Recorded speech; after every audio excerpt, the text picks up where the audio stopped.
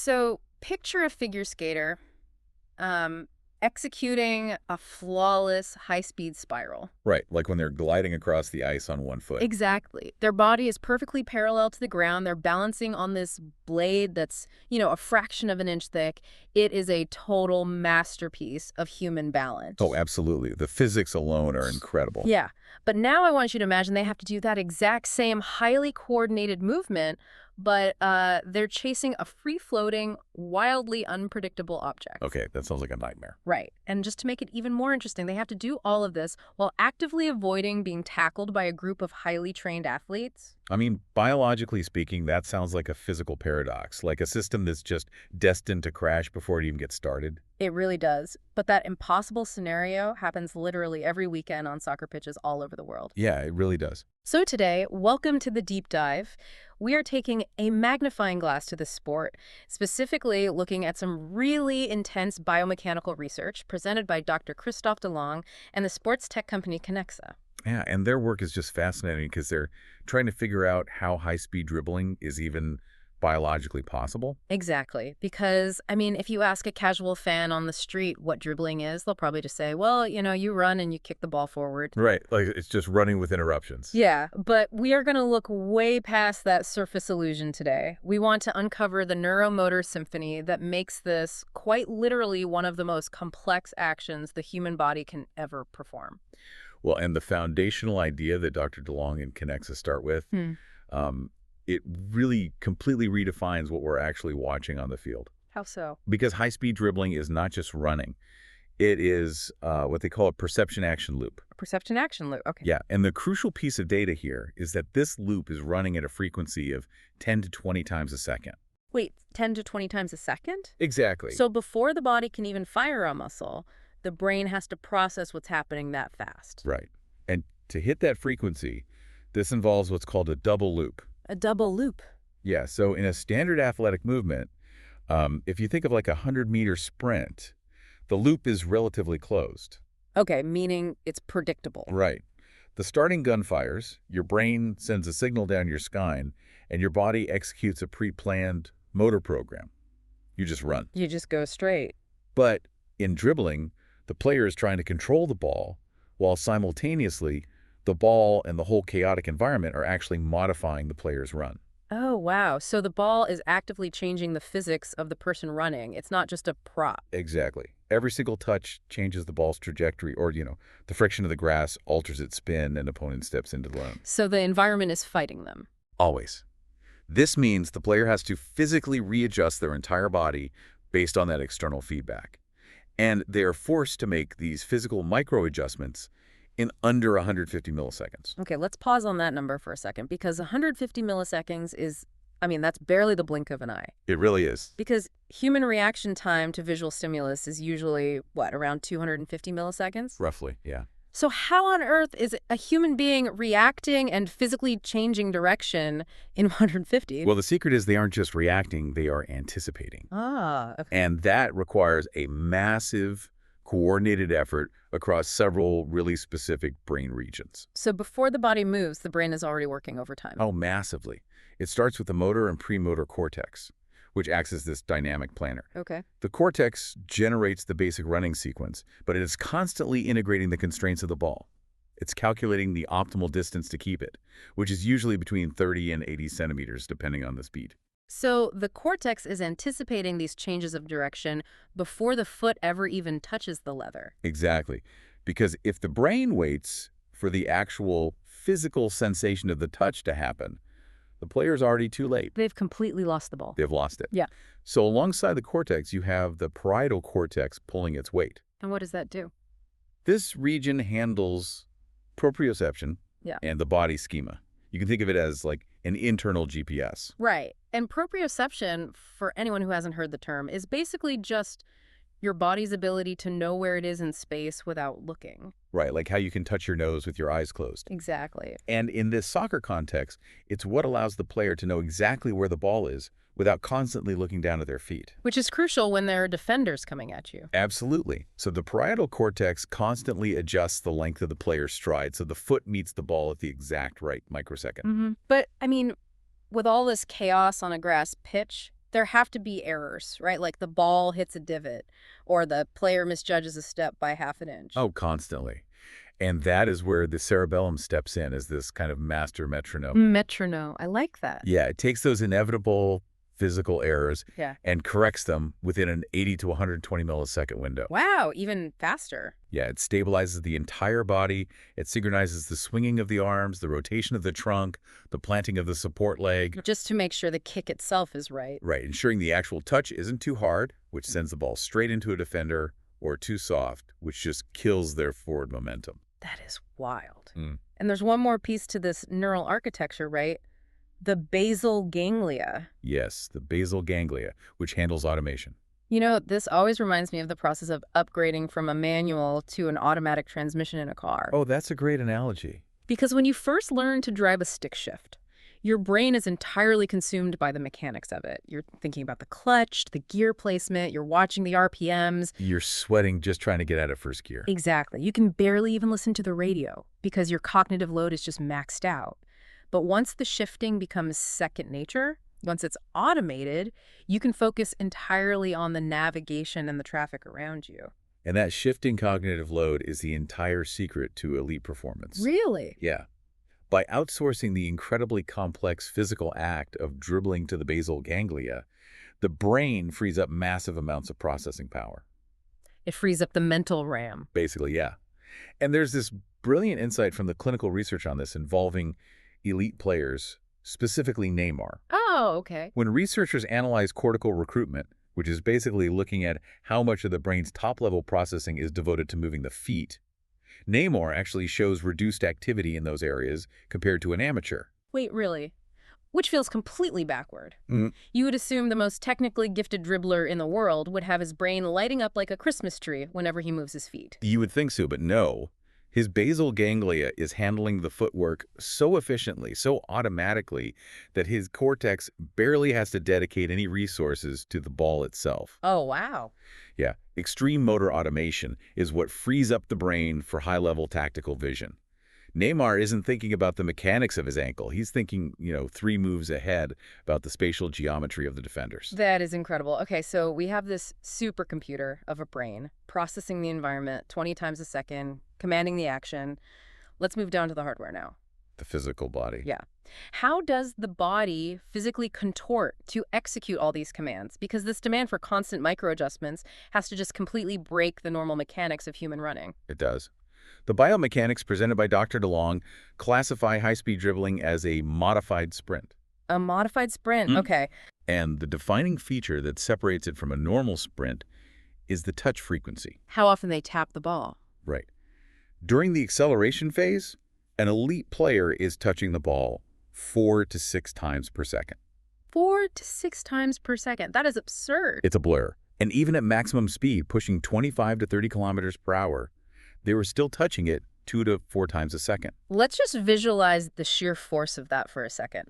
Because the Kinexa data measures each one of those touches as an 80 to 120 millisecond micro-impact. Yes. And the player is applying 50 to 150 newtons of force to the ball with every single tap. Which is significant when you're moving that fast. Yeah, to put that in perspective for you listening, 100 newtons is roughly the force of a bowling ball dropped from waist height. Wow. So imagine catching that weight on the side of your foot while sprinting 4 times a second.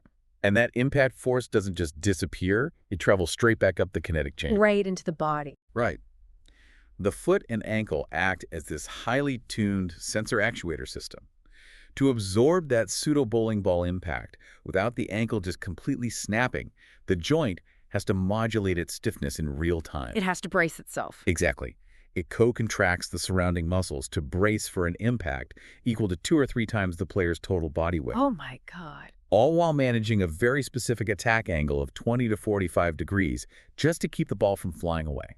See, just the ankle doing that is a marvel to me. But the ankle is connected to the knee, the hips, the core. It's a whole system. Right, and the research points out that the pelvis is literally steering the run. We're talking about up to 20 degrees of axial rotation per stride. Yeah, and axial rotation is essentially twisting along the spine, so the player's hips are violently twisting side to side to accommodate the ball and dodge defenders, but doing it completely independent of the upper body. So the top half and bottom half are doing totally different things. Exactly. Okay. The trunk is basically acting as a human gyroscope.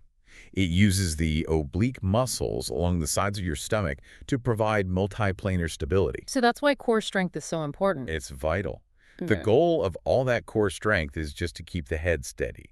The lower half of the body is undergoing this controlled chaos, but the head has to remain still so the eyes can continuously scan the field. Which brings up the central physical paradox of this modified sprint. The clinical data shows that to achieve all this control, the player's stride length drops by 10 to 25% compared to a normal track and field sprint. Right.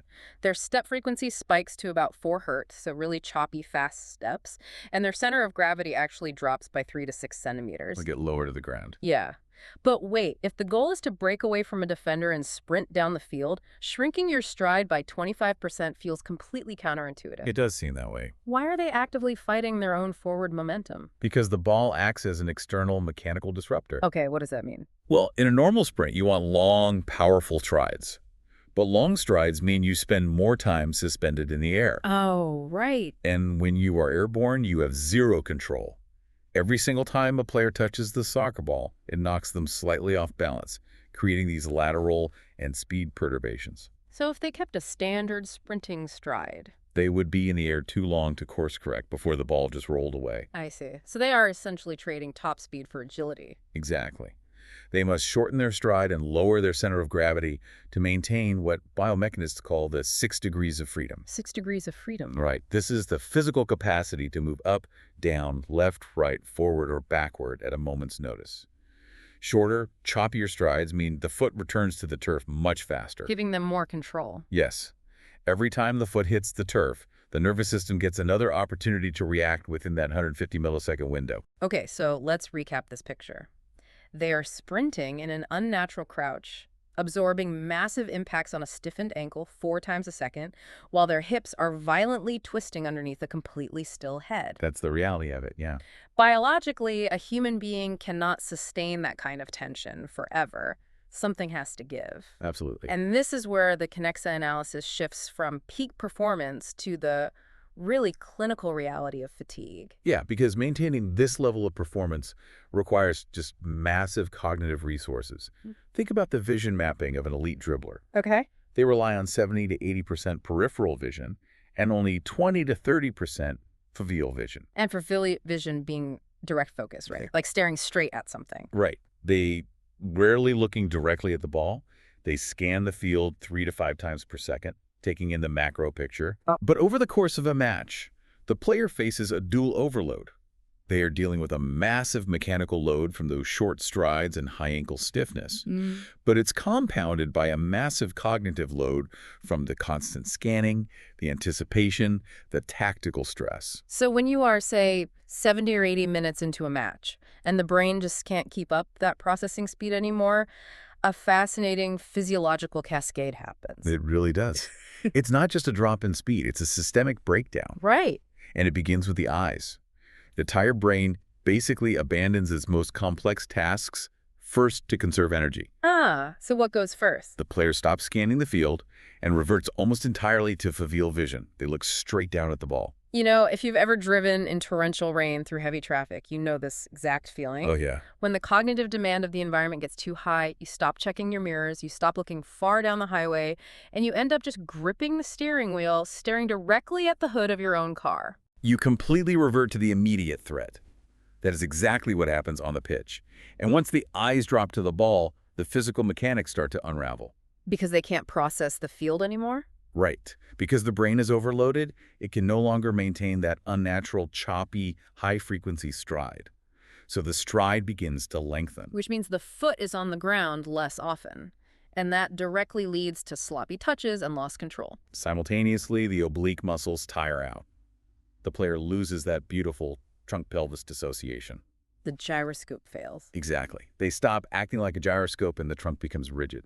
The whole body stiffens up, which throws off their balance even further. And then that internal GPS you mentioned starts to lag. That 150 millisecond correction window stretches to 200 milliseconds, then maybe 250. Yeah, this proprioceptive delay means the foot is suddenly arriving late to the ball. Which sounds like where we cross from just a drop in performance into serious medical danger. Oh, 100%, because the ankles and hips are exhausted and lagging, so they stop absorbing those impact forces efficiently. So the force has to go somewhere else. Right. When the player tries to make a hard cut, the knee is forced to take the brunt of that lateral force, and this leads to an increase in dynamic knee valgus. And dynamic knee valgus is when the knee basically collapses inward toward the midline of your body during a step or a jump. Yes, and it is a massive red flag in sports medicine. Why is that so dangerous? Because the knee joint is designed to be a simple hinge, moving forward and backward. When it collapses inward under high force, it puts immense unnatural shear stress on the ligaments. Ouch. Yeah, this is a primary mechanism for ACL tears or severe patellofemoral syndrome, which is just severe pain around the kneecap. Which illustrates a really profound point from this research, I think.